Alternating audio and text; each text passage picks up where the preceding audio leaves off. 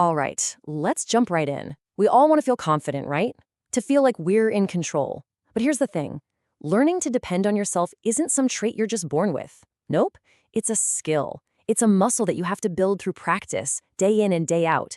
It's really about you taking the reins of your own life, your decisions, your actions, and ultimately your future. I mean, really think about that for a second. How often do you find yourself waiting for someone else to give you the green light, for a little approval, some validation, before you actually make a move? And look, a lot of us do this without even thinking about it. We lean on others for direction. But all that does is build doubt, not confidence. And that right there, that's the core of what we're talking about today. Self-trust doesn't just show up one morning. It's something you have to earn. You earn it with every small choice you make, every single day. So let's break down exactly how you can start building that foundation. So where do we even begin? Well, real independence doesn't start with what you do. It starts from within. It all begins by shifting your mindset and building this rock-solid inner foundation of trust in your own judgment. Think of it this way. Self-trust isn't a gift someone hands you. It's an achievement. You earn it, piece by piece, with every single decision you own and every little promise you keep to yourself. It's all about proving to yourself over and over again that, yeah, you're reliable. So how do you actually do that? It's not about some grand gesture. You start small, super small. Keep tiny promises to yourself, like you're going to drink a glass of water first thing in the morning. Make simple choices without asking for anyone's opinion. And then, and this is the most important part, you own the outcome, whatever it is. And a huge part of this process is that voice inside your head. You know the one. For so many of us, it's a harsh critic, constantly whispering that we're gonna fail. To build trust, you have to retrain that voice. Now, this isn't about just, toxic positivity. It's about being an honest, encouraging coach to yourself, one who knows you can handle it and learn from anything. This one is absolutely massive. When a choice doesn't work out, our first instinct is often to blame something or someone else. But real lasting growth, that comes from taking full ownership. When you own your choices, you also get to own your growth. The minute you shift blame, you give away your power. And that really just sums it all up, doesn't it?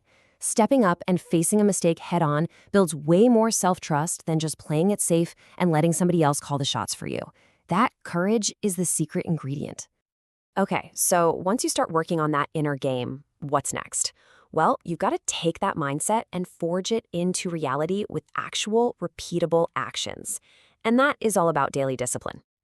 We've all been sold this lie, right? The myth of multitasking. In reality, it just splits your focus, tanks the quality of your work, and keeps you distracted. The real power, the real secret, is in single tasking, giving your full, undivided attention to one thing at a time. That's how you get clarity. That's how you get depth. So how do you start? It's almost ridiculously simple. Just 25 minutes. That's it.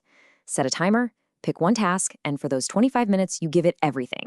No phone, no email, no distractions. This simple little exercise builds your focus like a muscle. Think of these as your go-to tools for building that discipline muscle. It's about having a routine, actually finishing the things you start, and getting really good at saying no to distractions. But it's more than just managing your time. It's about fiercely protecting your mental space.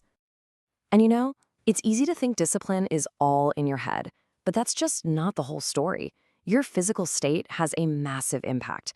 If you're not sleeping well, eating junk, or getting any movement, you're directly weakening your ability to focus. Taking care of your body isn't an option, it's a crucial part of building a strong mind. So here's the bottom line for this whole section. We confuse being busy with being productive all the time. But true productivity isn't about how many things you're juggling. It's about depth and quality. And that can only happen when your attention is steady and focused. And this is where it all comes together. When you combine that strong inner foundation with that daily discipline, you start to achieve something incredible, true independence. It's a resilient mindset that lets you handle pretty much anything life throws at you. When things go wrong or a plan completely falls apart, the default question for so many people is this one. It's a question that puts you in the victim seat. It keeps you stuck. But a truly resilient mind, it asks a completely different question. This is the game changer. Asking, what can this teach me, completely flips the script. It turns a problem from a dead end into an opportunity. It puts you back in the driver's seat, focused not on the setback, but on how you can use it to get stronger. And that powerful question, it's fueled by these pillars. Resilience is this amazing mix of persistence, flexibility, patience, and ownership. Because you can't always control what happens to you, but you can always control how you respond. And if you want to see it laid out, plain and simple, just look at this. The dependent mindset is always looking for approval, always waiting for someone else to come fix things. But the independent mind, it trusts itself. It creates its own solutions, and it sees every single challenge as a chance to learn. At the end of the day, this is what it's all about. True independence isn't about being a lone wolf or shutting people out. It's about being fully capable of managing your own needs, your finances, your emotions, your health. It's knowing deep down that you can stand on your own 2 feet. And that's the payoff, right there. All the hard work of building self-trust and discipline, it leads to this. Taking full, radical ownership of your choices, your actions, and your life. That is the purest definition of freedom. So as we wrap this up, I'm not going to ask you to change your whole life tomorrow. It all starts small. Forget about next week. Just think about today. What is one small, simple promise you can make and keep to yourself right now? Because that's where it all begins.